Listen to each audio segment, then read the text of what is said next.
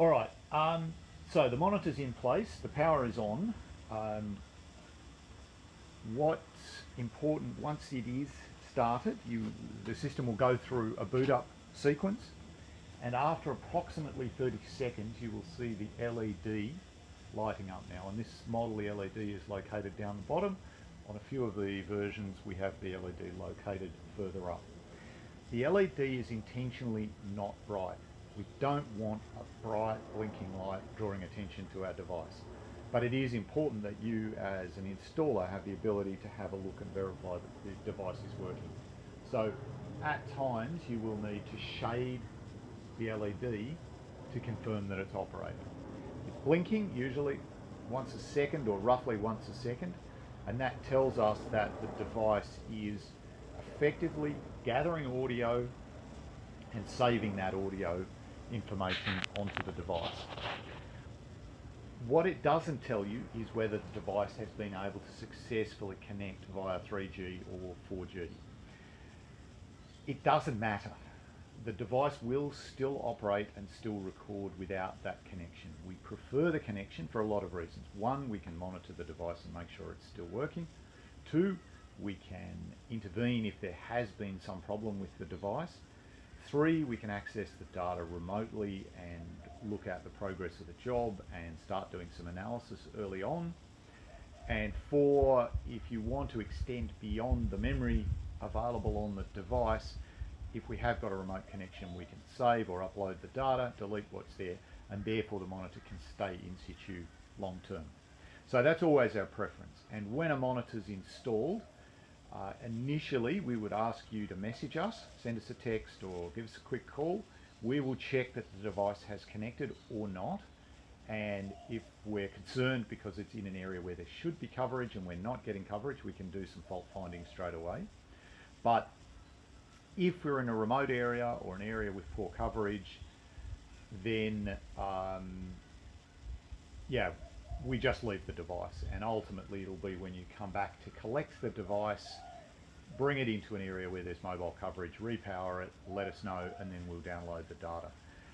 A device, if it is completely empty, has about 5 weeks of recording capacity, data recording capacity. So for the typical job, which is 2 weeks, maybe up to 4 weeks for us, that is more than enough. But it is important if you're going into a remote area that you let us know in advance so that we can make sure that the memory is available, that it has been properly cleared. Otherwise, you might get a week in and we run out of memory, which is not good.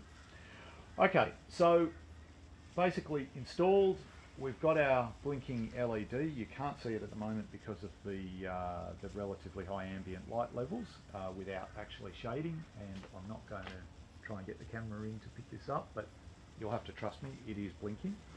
The next step is to calibrate the device. So once we have done an onboarding with each of you, you will be receiving a calibration device that will look something like this. The main features are two things. One is there will be a hole on the front from which a very, very consistent noise will be emitted. The system self-calibrates, so it relies on creating a sealed chamber from this device to the microphone hole on our noise monitor. It measures the noise that's in there. If it's not high enough, it increases it until it's spot on. And then we can look at the reading that our microphone gives us at that time, and we can do a comparison. The other feature that you'll see on the device, in this case it's right on the back of the device, which is a selector switch. It's generally off, 94 and 114. So they are two standard decibel readings that are used for calibration. Now, in practice, what we're interested in the noise complaint space is a lot quieter than that. So this isn't really the calibration that is most critical for us.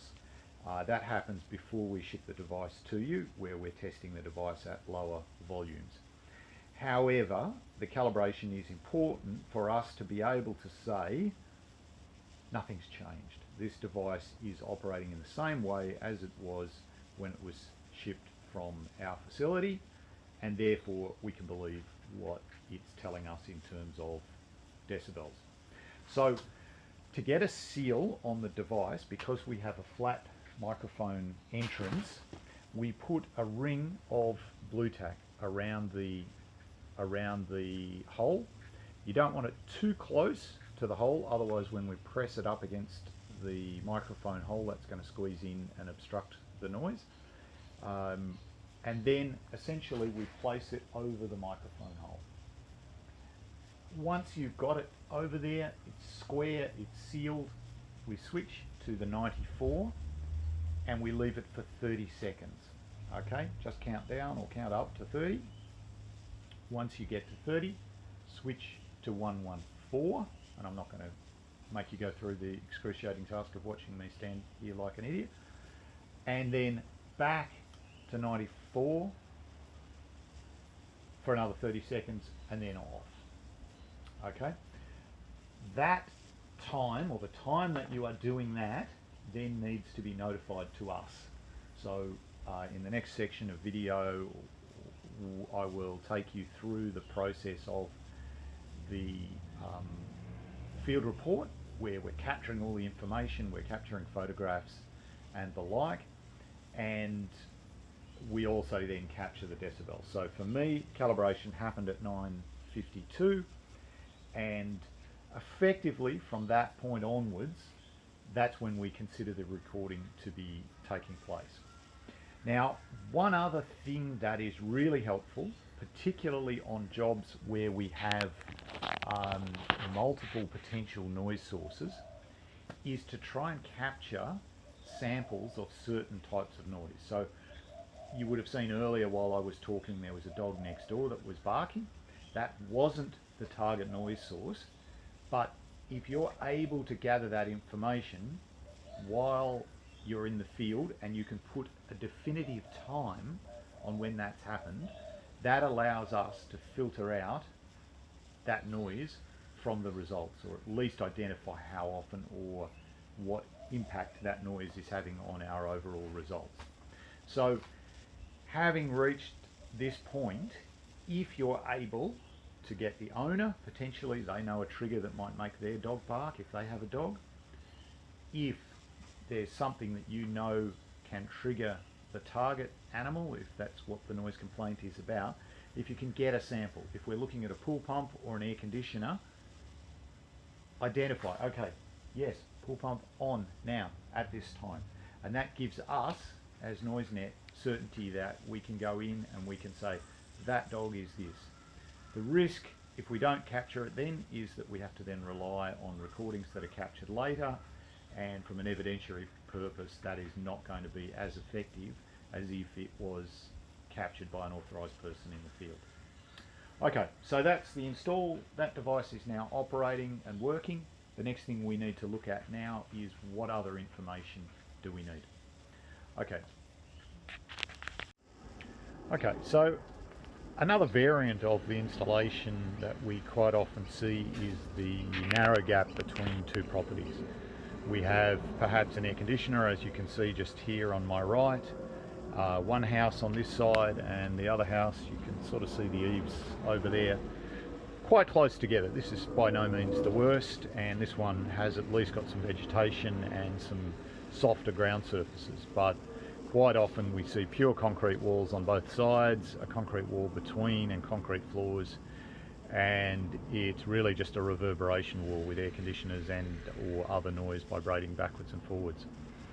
When we're installing the noise monitors in these situations, obviously we're going to get the amplification effect of the reverberation, and that's fine because it's real. That's the situation that is there.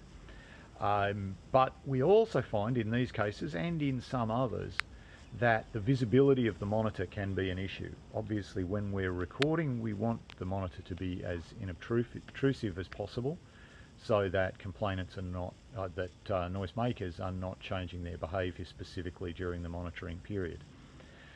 The device is designed to not look specifically like a noise monitoring device and look more like an electrical junction box, and so we think we've done a reasonable job with that. But one thing that can be a consideration is the LED device. So it may be that once you've installed a monitor, you've verified that it's working, you might want to just leave a little bit of that blue tack that we're using for calibration, place that across the LED just to darken out that light so that we're not emphasizing the presence of a device in a particular environment. Okay, so the next stage, having captured the key details about the job, the information about the property, where we're expecting the noise is coming from, details about the type of noise, that are all a part of us putting a report together, we want to capture some photographs. The photographs are important in giving our report credibility and also help our analysts and report writers to properly document what is going on. So there's a series of photos that we look for. So the first one is the one that you're looking at now, which is effectively a photograph showing where the noise monitor is in context of the entire property. And you could even take one from a little bit further back. If it's not obvious where the monitor is, feel free to apply a finger to point it out, preferably taking two photographs, one with the finger, one without, so that we can see where that monitor is. We also like, just a quality control purpose, is a real close-up of the monitor that shows the device number, just so that if there's a typo or uncertainty, we don't get the wrong data set matched up. What we then look to do is to take a set of panorama photographs and just work your way around. One, click, click, click. When we're pointing out the noise source, help us by taking a second photograph with a finger. If the noise source is coming from an area, give us the area. If it's a very wide area, show the full span. Again, duplicate so that we have a set of photographs without your fingers in it, and then continue your progression around. There are times where you may want to take a photograph with the monitor in the foreground and the target area in the background. That often plays well in the report. Okay, so that pretty much completes the process of doing an installation of one of the NoiseNet monitors. Typically, it's about 20 minutes from arrival at the property to completion and departure. Often we have clients that want to talk to us. We work with a bit of politeness, but we try not to stick around and gather too much. We're really after the basic facts around the noise, how often it's happening. A lot of that's already been conveyed through the complaint process to the council or the other noise regulator, so there isn't value in duplicating it.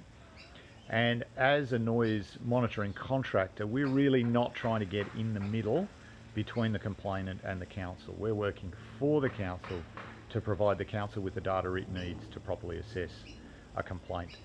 We don't want to give out phone numbers and business cards to the complainants, because then we end up with circular communication between us and the council, and things can get complicated. Encourage the complainants, if they've got any issues, to go back to the council, and we can work things out that way. Obviously, we'll recontact the complainant directly when it's time to come and collect the monitor, but apart from that, we stay out of the way.